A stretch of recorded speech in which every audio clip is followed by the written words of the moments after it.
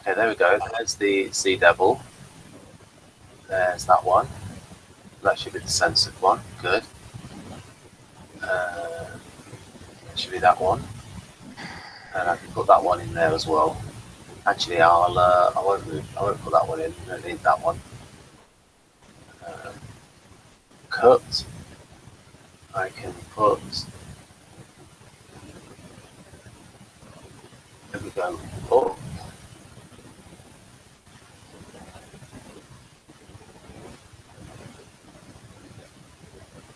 Season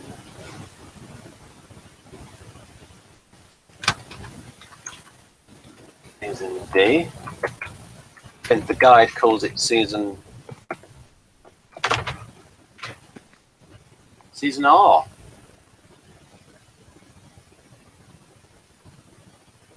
Just to be funny. Ish. Oh no, backwards. Vila.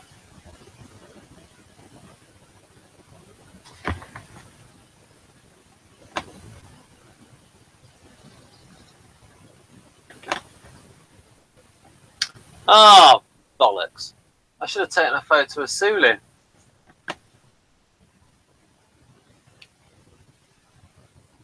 Damn it. Damn.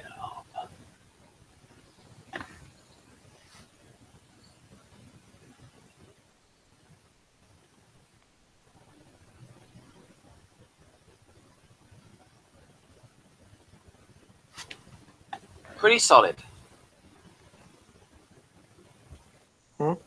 Oh yeah, I'm just saying that the gun's pretty solid. Right, so I think that I'm ready to go. Okay. Right, so I'm gonna plug something.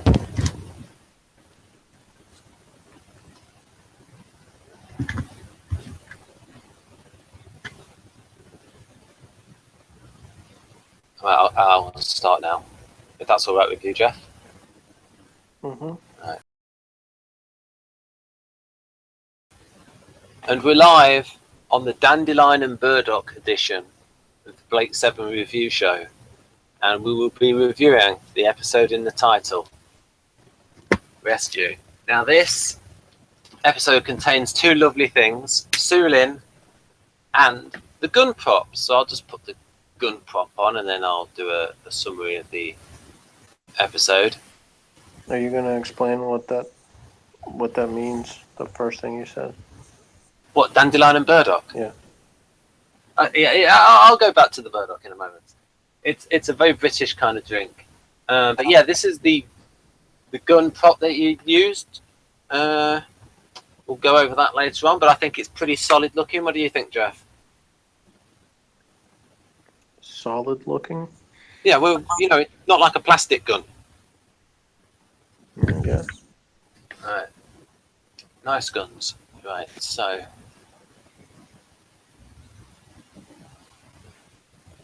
And they also have the benefit of being drawn quicker than the Liberator ones. So, yes, Dandelion and Burdock is a very British drink. And I thought that Burdock actually sounds like... so, Jeff, if there was a character called Burdock in Homicide: Life on the Street, what kind of character would he be? I don't.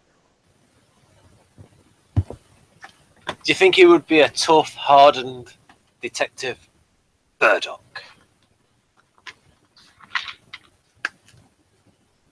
No, and I said I don't know. I mean, I don't know. Right then, we're back on track to talking about the episode, a sort of summary of the episode. I'll look at the one in the book and see if that is satisfactory.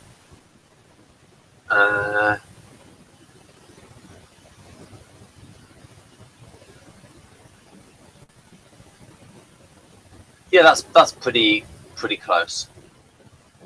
We'll actually because we'll be going over that later on. you want a little bit more detail, let's have a look at the Liberation book.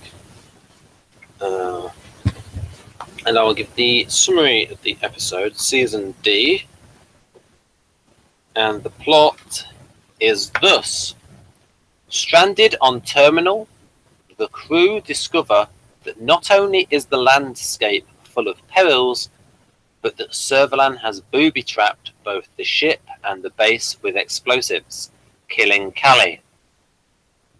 The survivors encounter a mysterious new arrival on the planet, Dorian, a self-styled salvage operator. They hijack his ship, Scorpio, only to find that it is following a pre-programmed flight path back to his base on the planet Xenon.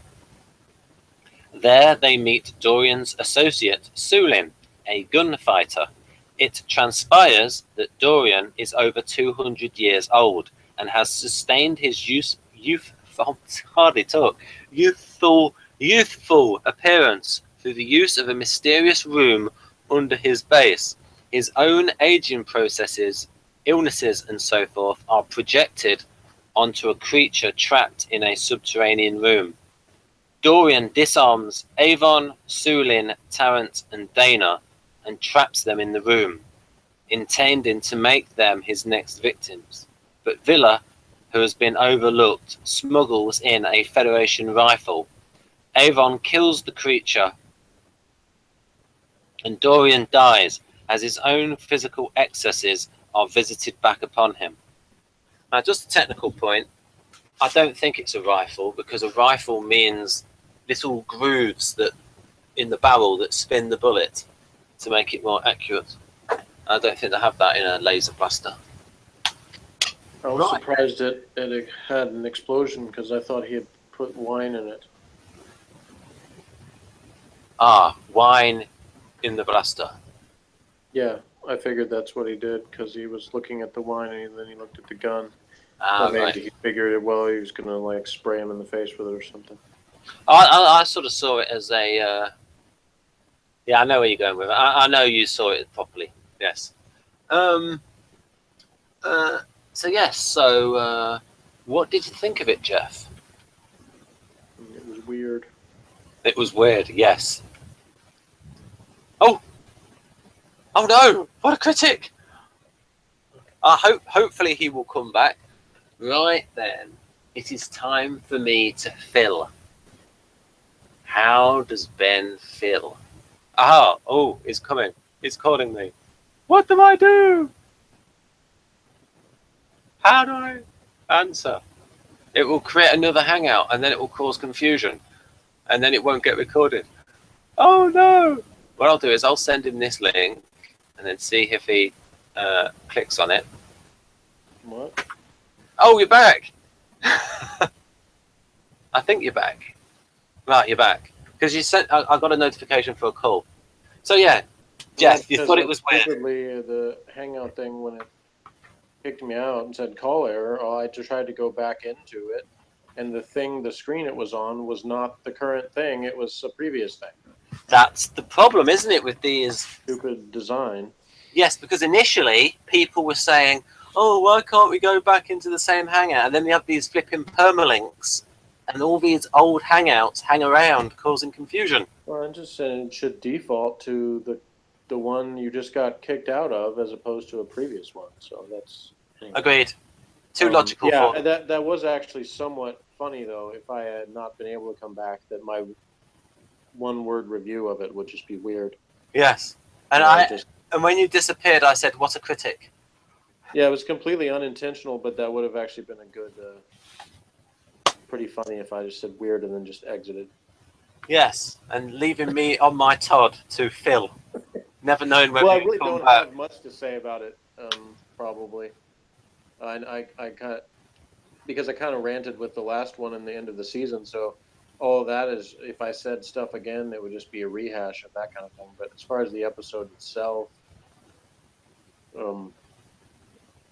it was sort of following the same kind of pattern of, like, you know, trying to set up things in a way that's kind of intriguing and then,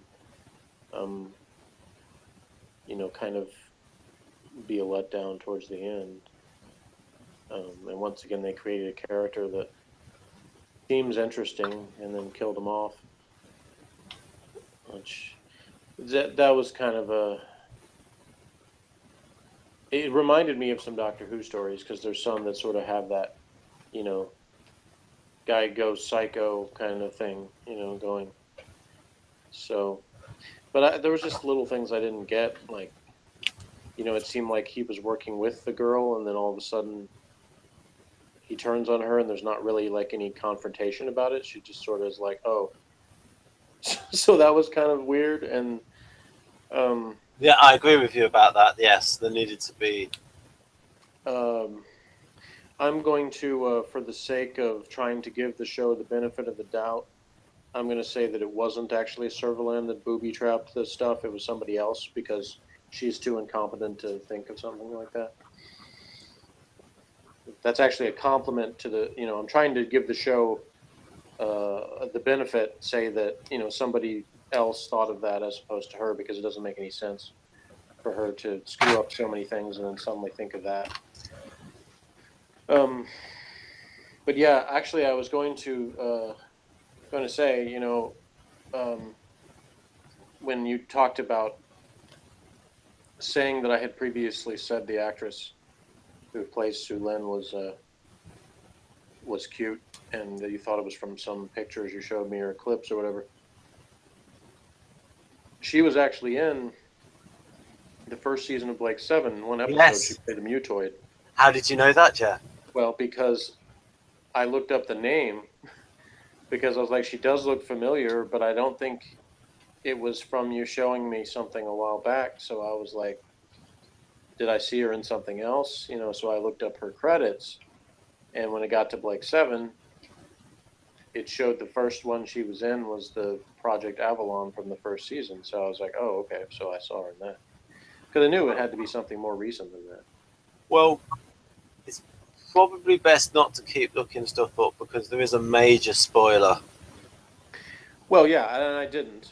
All I did was look up the actress on the IMDb.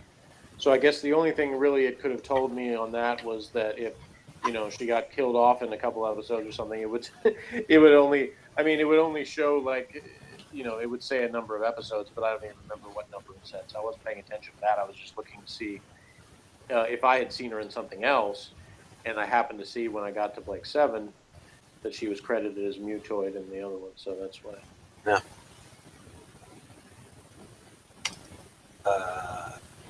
Okay. I thought the death of Callie was also weird in terms of they just sort of announce she's dead, but then there's like no. Oh no. Yes, that was weird. So then, rather than me going through the ingredients of... Oh, you're back. Apparently this is it's determined to be difficult today. Yes.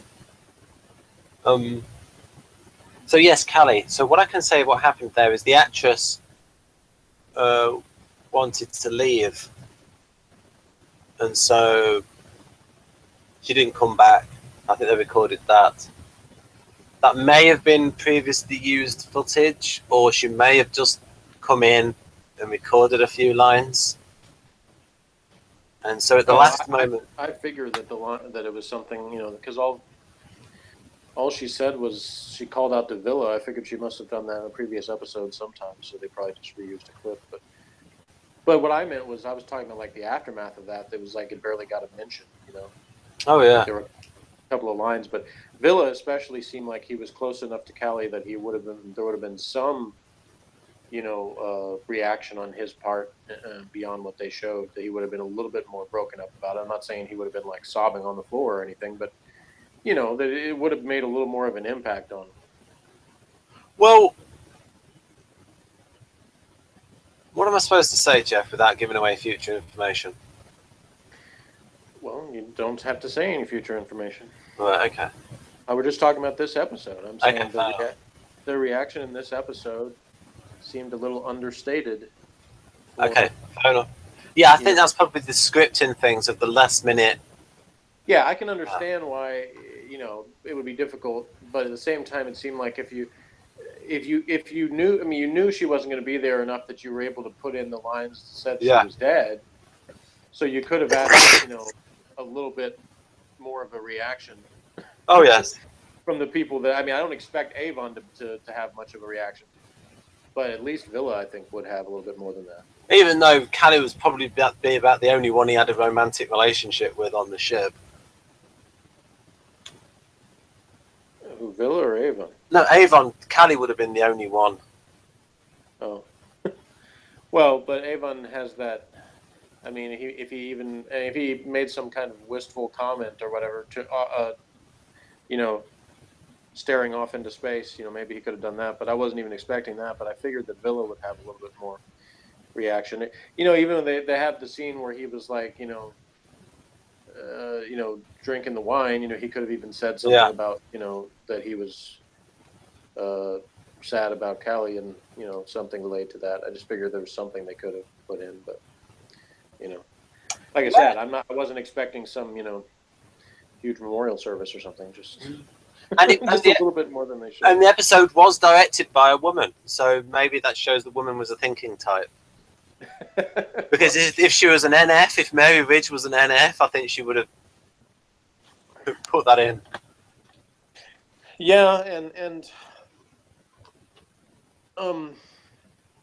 the handling of the guy taking sort of the stuff from people to keep himself alive, you could say in general an in type of concept, but I think maybe the way it was handled seemed more NT-ish than NF in terms of it was focused on, he was logically deciding, well, this will be better. It was calculated about like adding the people. It wasn't about like their life essence or some kind of aura thing. There wasn't that kind of stuff mentioned. It was more about like the facts of it. This is what I'm doing physically, and here's how I'm going to do this plan. So that in general just seemed like it didn't go into as much of the kind of NF territory of being about like auras and body essences and stuff like that. I mean, this book gives good information about what the story is based on. It's based on an Oscar Wilde novel called The Picture of Dorian Gray. Now, this book does tend to overreading things. So, for instance, it would say something like, one glimmer of characterization comes when Dorian kisses her passionately, so Soolin, and she does not respond. And then they write this bit, making it clear that she is her own woman and not subservient to Dorian's wishes. What, because she doesn't enjoy the kiss? Well, I mean, I sort of get that because, the show has not exactly portrayed women as being very strong for the most part, and they establish her as being a stronger character. The question, of course, remains, for me, since I haven't seen it, whether or not she remains a strong character or whether she does what almost every other female character that's been introduced does and end up being less strong as the show goes on. Well, we'll see. But it's just that just extrapolating, though, from that one thing of a kiss is not... I mean, because I know what the character's like. I just think that's over extrapolating from one little thing. Yeah, maybe a little. I mean, I would say, maybe they tried to make it seem like he was more into it than her, and then kind of flipped that on its head in a way, in terms of making him just see her as useful, as opposed to actually being passionate about her in any way. So basically, the character is a deliberate homage to Oscar Wilde's The Picture of Dorian Gray, a novel about a bisexual man with a magical portrait that allows him to appear young and beautiful while the portrait takes on the effects of his decadent lifestyle. There is clearly a bisexual or gay aspect to Dorian's character. Although he kisses Soolin, the look he gives Avon when saying that he can indulge any pleasure, any vice, is plainly suggestive. Now, when I first saw that, I didn't see that, but when I saw it yesterday, I think it was, I did see that in his performance. There was little looks that he gave him. I didn't really think about it then, but when he was down in the basement and he said his partner, yeah, and it was the guy. I mean, I pretty much took it like he meant partner. You know, I mean, he might have been talking about business partner, but the way he talked about him sounded like he, you know, it's probably more than that. Yeah, but also those looks that he gave Avon, like previously I didn't. But I mean, overall, it's inconsequential to the plot, really. Oh yes, definitely. Yeah. And so the idea there is that it helps to explain the concept of the creature. So apparently, there's a room, and the room needs a creature, and because they thought it would, and he said something about a gestalt, and I think that's why initially Soolin had prepared 7 glasses. So maybe they thought Callie would be one of them. And then I think... Yeah, I mean, they implied that from what he said to the other guy in terms of, you know, losing the telepath or whatever. But so evidently he scouted them out in some way ahead of time before he decided to... When he said he was, like, into salvage, he was telling the truth. It was just salvaging bodies rather than... Yeah. And he wanted to create a sort of gestalt creature, a combined creature that could absorb more of his sins and cleanse him. Yeah, it's not obviously not the first time I've encountered the concept of. I know Doctor Who had probably multiple stories that had a similar theme in terms of somebody keeping themselves alive off somebody else's body or energy or something. In the first Doctor even had one. He had a story called The Savages, where that one was sort of portrayed as it was like the wise men of the society that stole things from the bodies of the people that were like the peasants or whatever. So it was it was sort of like a class thing, but it was sort of, they did this body transference thing where they took the energy and stuff from the brain and left them as sort of used up husks.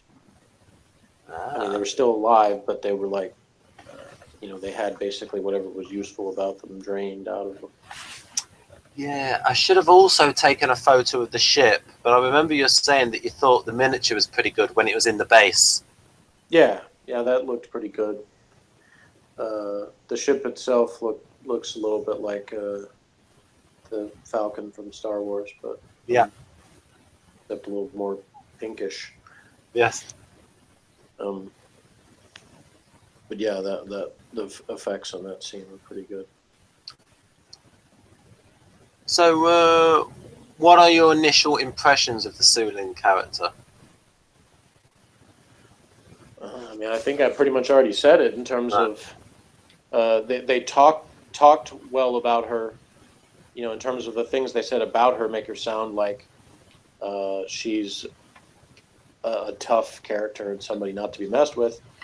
So, we'll see whether that stays that way or whether, she just becomes another plot convenience like most of the other females that have been on the show.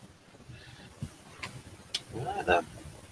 So, I think now is the time to go through the comedy book,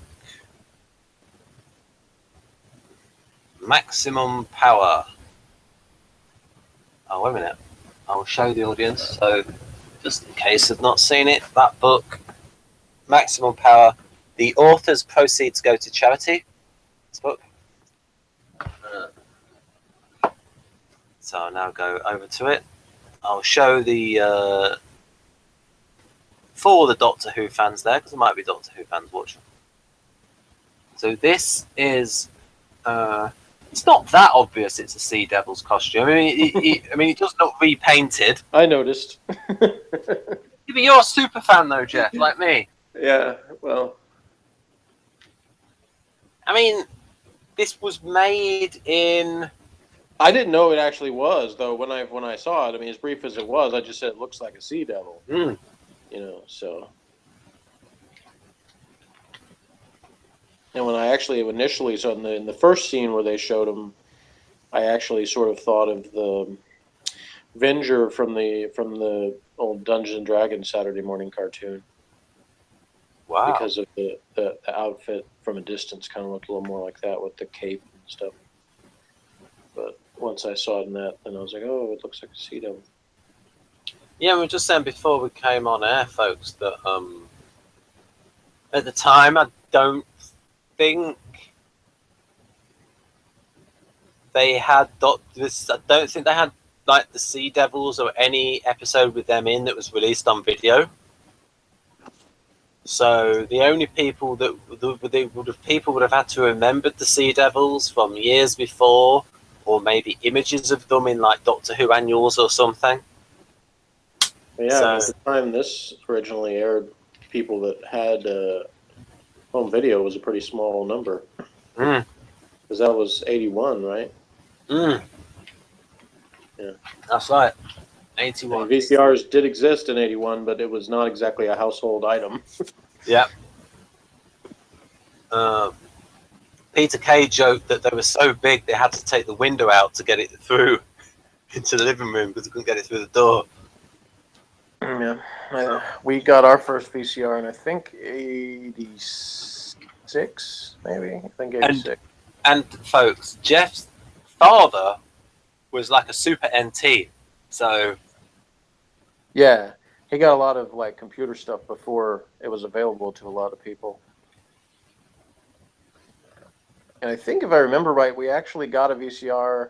And it didn't work very well. There was something wrong with it, so he had to exchange it for another one, and then the second one worked better.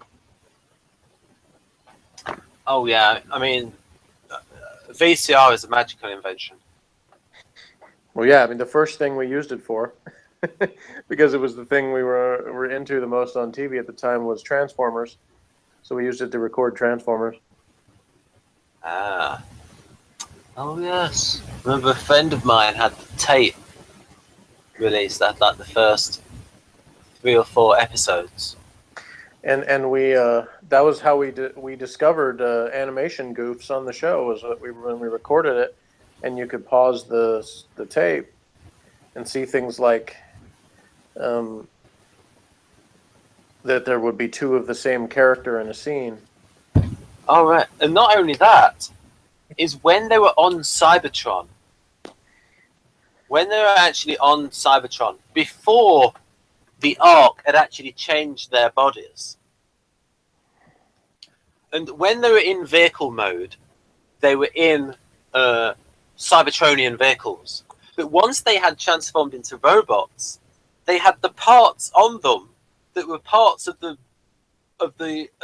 vehicles when they were on Earth. Right. Didn't so exactly, Optimus Prime would have like the front of a lorry on his chest. Didn't quite finish the Cybertron designs, I guess, for that. They may have been pressed for time and just couldn't finish that. Yeah, plus it would have been a lot of effort for one episode. So that's why, this makes Shockwave again a cooler character, because, he looks the same either way. Yeah, he looks like a cassette player when he's on Cybertron. No, well, not Soundwave, but Shockwave. Oh, yeah, gotcha. Yeah. But he was sort of like a laser gun type of thing, so he works either way. Yeah, and he had a weird kind of British accent as well. Yeah, it was Corey Burton doing the voice. Multi-talented voice actor who, among other things, plays the voice of Dale in Chippendale, the chipmunks in Disney. When I said weird British accent, I wasn't like casting any kind of aspersions on his ability. It was pretty good. It was just weird in the context of the program that it's like suddenly there a British accent. Yeah, they had a few other characters that had British accent, like Perceptor, the microscope. Also. Yeah, in the film. Yes. Yeah. Probably an IMDb, that character. What do you reckon? Could be. I don't know. Right. So yeah, that's one of the props. Looks pretty good. What do you think, Jeff? Yeah, I think you asked me that before. Yeah, I know, but we're on air now. Well, yeah, we were the first time too. I don't know what else to say about it. Oh, yes, sorry, we were right at the beginning. Yes, I just thought it was nice and solid, not plasticky. Because I think Morgan had complained about in previous episodes about guns looking. Oh yeah, the kind of wand things they used. Yeah, you're right. I mean, it does look better than that. I'm not as big on weapons as he is, so I don't pay as much attention to that. But you know, Right. So now that's the thing is I'm fine. I've never had a problem with the suspension of disbelief when it comes to things like that. I mean, if something is very silly looking, I might notice it, the look of it, and chuckle about it. But it's not really that important to me whether something looks like, you know. I mean, I figure the future, you know, you never know what they're going to decide is important about the way something looks or functions. I mean, somebody who beamed in from the 80s would think it was extremely weird for us to be walking around with the devices that we walk with now. So, yeah, I think that gun would have been good enough to have been in Star Wars. yeah, sure. So it's like a movie standard prop. Might not be a gun now in movies, but you know, pretty darn good for the time. Yeah, I think in you know today's stuff, like I said, with the way that our technology has evolved now, is that you're more likely to see smaller weapons. You know, where something is, they're able to pack more power into a smaller size thing. Oh, I used to get a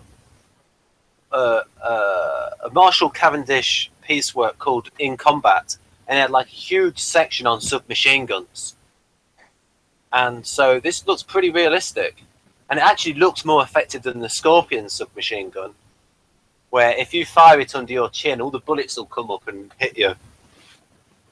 They actually used that in a Doctor Who story, the Scorpion submachine gun. I won't tell you which one though. Right, so after much, so Jeff was saying he wanted to see the scans again, rather than just me reading it out. Right, so yeah, it adds a little bit to be able to see, you know, and audience to be able to see it at least a little bit. Oh yeah, they can, you know, pause if you want to see longer. Yeah. So basically, I will move it down once you have read through it, Jeff. I'm not sure why they put what does the room contain Dorian as describing the story, but I'm not sure I could come up with a better line necessarily, other than just saying maybe the Callie is dead line. I don't know. Scruffy bag of bolts. Yeah, that line did sound awkward. Yeah. Not one of Boucher's best. Yeah, I would say gorillas, not chimps. They're big, too big to be chimps.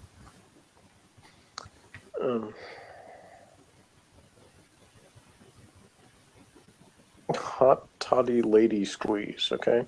For Soolin. Plans of his own for our trusty chums.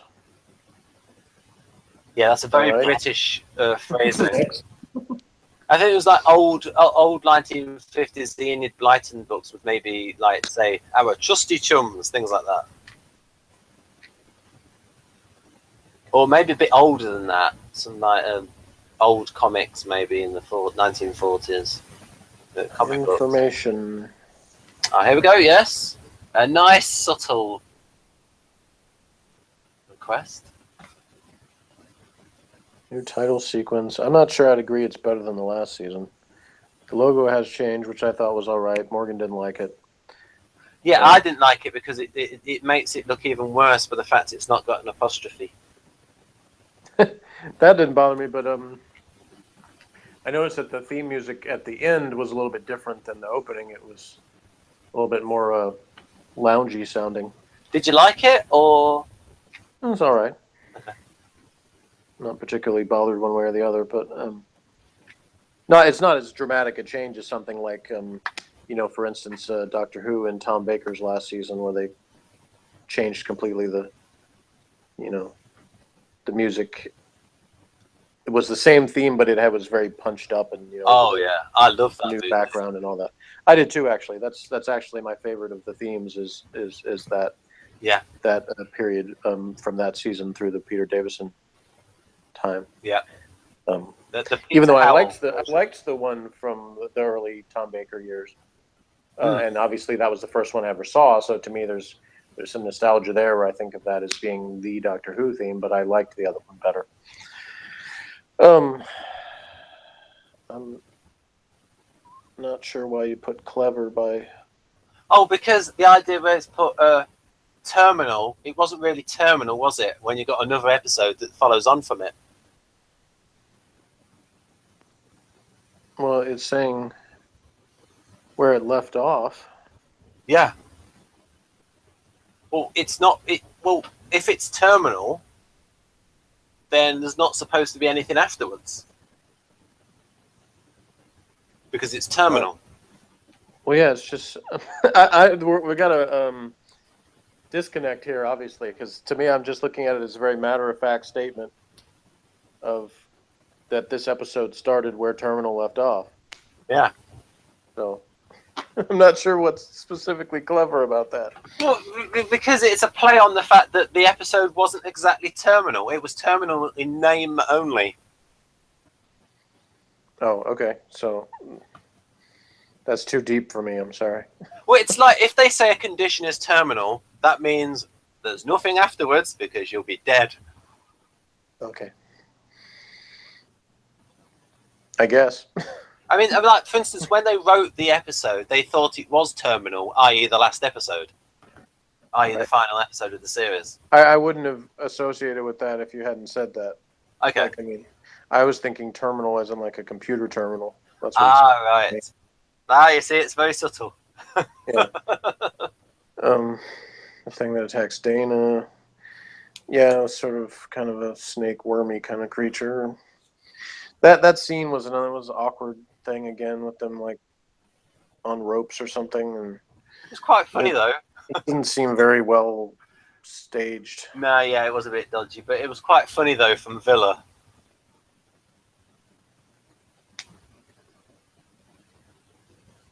Callie's last word. Did she really say Blake? I think a little bit. I didn't remember her saying Blake. I remember somebody else said Blake. Was it the computer? Or the guy? I think there was some other random time that somebody said his name, but now I don't remember where it was. Or maybe it was Aurak. I don't know. Yeah, I don't remember. I just remember it being weird because all of a sudden, or maybe I'm thinking of the last episode because it might have been Zen, and when he was like spitting out things before he died, so to speak, he might have said Blake. I can't remember. I don't think so. Because it might have been like listing the people that could give him voice commands or something. I don't know. No, I don't think so. Well, there was some time where I remember something saying Blake and then Callie right after it. So it wasn't Callie herself because she wouldn't have said her own name. But anyway. Isn't that the same stock footage we had in Volcano? You know, the footage of the volcano? All right, next page.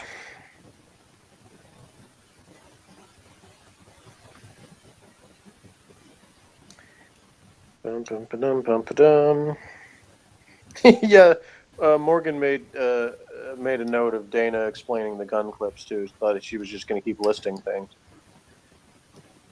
Like, if you hadn't stopped her, she just would have kept going on. Model shots in the episode aren't bad. Yeah, I kind of said that. Burridge? Who's Burridge? The guy that played Dorian. Oh, okay. I thought, he seemed to be cast fine for what the part required, I don't know who Michael Elphick is, so that doesn't mean anything to me. Yeah. And then, I mentioned about Callie. Just, Vila's trying to get into Dana's nickname. It seemed like he would. Not the others maybe not necessarily would have really been that broken up about it, but I feel like Vila would have had a little stronger reaction. Yeah. And then you might know a bit more about this stuff here about Benji, Zack, and Alien Prince and stuff. I ain't got a clue. I don't know what that is, but obviously I do know what Wally is. Scorpio looks identical to size. I don't really understand what that means. I'm not sure what they mean. Is Scorpio the name of the ship? Yes. Oh, okay. Yeah, I didn't notice anything like that, but that's when you know there are more green people. I think Vila is like whatever's available, people. Yes. Lucky Bird attempts to eat Glennis Barber's spine from the front. I'm not sure when that was. When he kissed her. Okay. Soolin looks particularly lovely. I'm guessing maybe they put that every time. Yes. Pretty much. Okay. I can, just reading that, I can think, okay, they're going to say that in every episode she's in. Everyone's changed clothes all of a sudden, yeah. Morgan thought it was awkward for Avon to randomly go, while I bathed. He thought that was funny. And obviously I don't know any of those actresses' names, so that doesn't mean anything to me. Unlike Paul Darrell, the Spiral Staircase appears in the first story of all 4 seasons. I don't know if that's true. I really don't. Well, yeah, I guess he wasn't in the very first episode. He was in all the other seasons' first episodes, wasn't he? Who was? Paul Darrell. He wasn't in the first episode, Paul Darrell. Right. He was in the second episode. I don't know if there was. I know there was a Spiral Staircase in season C with the underwater base. I don't know if there was one in Redemption. They're still hung up on the red and green drinks. I still don't know why they're so obsessed with that, but it their is thing, I mildly guess. amusing. Well, at least in this, they called it wine, so it wasn't like it was this mysterious red drink. I mean, we knew what it was this time, so. Okay, next. Right then. See, now it's a lot clearer about what you've read and what you've not. Just next, fine. That's all I need. And she discovers a gun won't work. Yeah, that was weird. I don't know. Both Morgan and I were like, why did she do that? It's like, even if the gun wasn't working there, it wouldn't necessarily assume he might not be able to use it again for something. And if you were going to throw it, you'd actually like try to throw it in a way that might do some damage as opposed to just get on the floor. Yeah, maybe she didn't want to break the prop. They made a comment about Avon's bathing too. John Nathan Turner was so incensed by the grossness of the goodness. I don't know if that's true. I don't know. I have no idea either. Please, Dorian dies soon. But see, that's the funny thing is I didn't have any particular desire for him to die. Like, I thought it was a little bit of a shame to kill off the character. Again, it seems like they create characters that are intriguing and then they kill them. Instead, and they keep the boring characters. Now, sometimes this book sounds like some of the things you'd say. Now, that line there, if you put Servalan in there, please, Servalan, die soon, bored now. That could sound a bit like Morgan. Yeah. Well, we both agreed that we definitely want her to die and in the most painful way possible. Phil says something about pink asteroid. Yeah, I didn't get his final line either, really. I thought that was good. I mean, like, because he was saying that he's giving up the drink. I heard him say that. After he saw that green weird creature, right, he was freaked out about what he saw. He says, "I'm going to give up the drink. It'll be pink asteroids next that he'll see." Yeah, it's just kind of random. NPs might like it. I like it. Okay. Yeah, Dayna set up Avon with that line about just with the rest of you being wrong. Yeah. That is the sort of thing. INTJs want that line. Yeah, well, it's another disappointment of the Dayna character because when they created her, like I said, she was supposed to be this, somewhat ranger type character who was good in the outdoors, and then they just, in this episode, it's like, well, we need to have the female who doesn't know how to handle herself and has to have Avon rescue her. So that's just a disappointment when they do that. Oh, yeah. Especially when the script is written by Chris Boucher, who created Leela. Yeah. So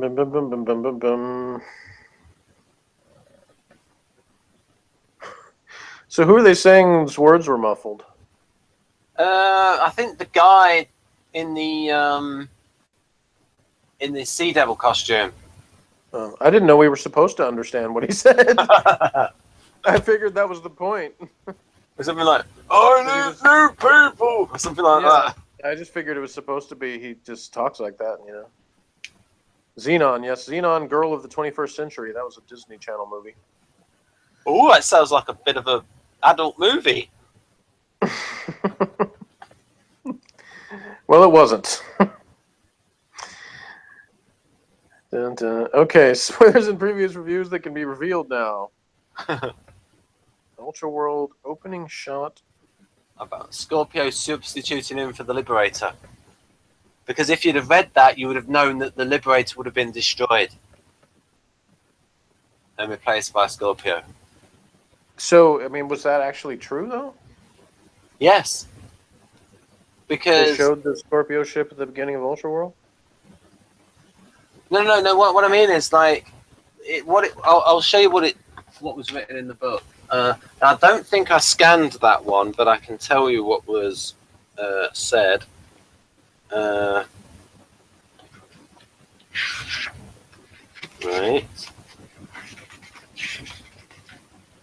We've got Death Watch, we've got Moloch, Space Beetles, which is a fake story. Right. Actually, I think I might have the. The thing for that. The thing.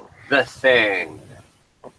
You see, I've picked up the habit of saying this new expression that I've been hearing, where people say it's definitely a thing.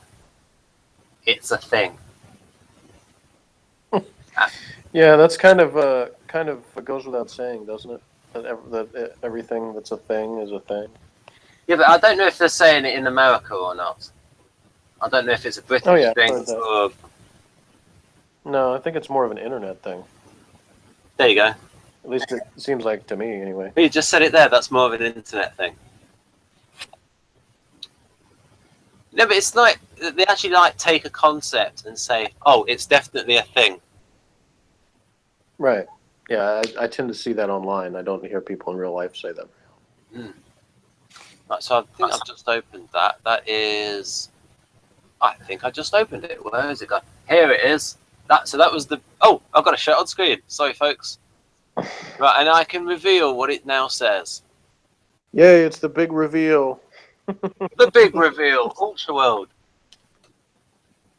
So it then says, for the blacked out bit, at least we'll be able to substitute Scorpio for the Liberator when we get there. Won't that be a nice change? And I don't think it's necessarily a nice change, but maybe they were being sarcastic. I don't know. Yep. Well, maybe that is the joy of this book, is that you don't know when they're joking and when they're not. Yes. Except for the fake episodes. That's the only time you know for sure. Yep. And I'm sure they probably got more than a few people reading the book who like, man, I don't remember that episode. Yeah, I mean, it's best to have this book with the legit book next to it, so that you don't get too angry at the. Because initially I was annoyed by the fake cast members. I wouldn't get angry. Yeah, but you see, I got annoyed with the fake cast members until I remembered. Hang on a minute, I've got other books that have got the real cast in, and then I can compare them. Yeah. And then scratch out the fake ones. But yeah, I mean, this is a book, as I've mentioned before. There are no page numbers on this book, and they say that that's because it's not a proper book, and they don't want. That part's a little irritating because I think in every book it's good to have like to be indexed or in some way so you can look things up when it's any kind of reference book, especially. But it does have like episode numbers. However, the episode numbers are not accurate because it's got their fake episodes put in. Yeah. But you see, the sort of person that buys this book is like such a fan that they sort of know where to find the episodes amongst them all because they know the episode order.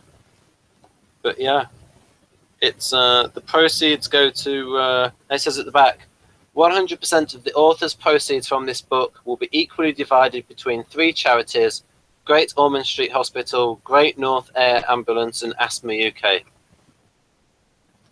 Yeah, so it was written by 6 people. Right then. So these people that are taking the mickey, they call season D season R. But they actually came up with a rationale that was actually quite believable, where they talked about they chose letters that looked different from each other.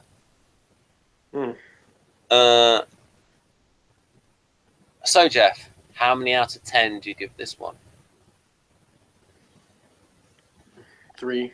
Oh, that's lower than the previous episode that you complained about a lot. Yeah, because the previous episode had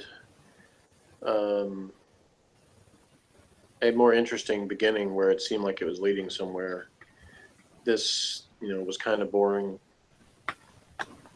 So it was just a matter of like, it had like sort of moments where you could say, okay, maybe something interesting will happen, but there wasn't really a whole lot that ever did that was that interesting. So I just didn't enjoy it very much.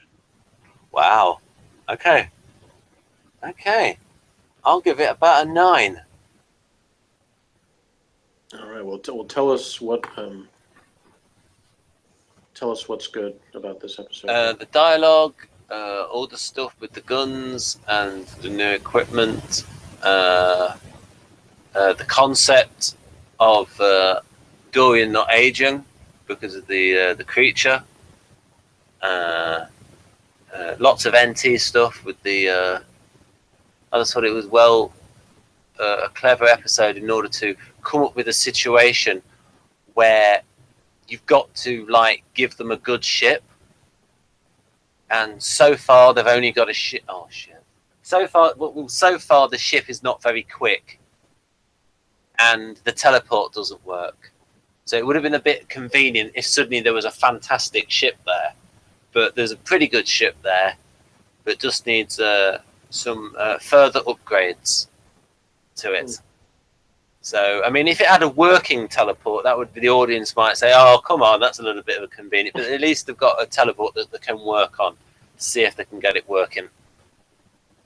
Yeah, in a sense, it's sort of a callback to the first season in terms of having a new ship and trying to figure out things they can do with it.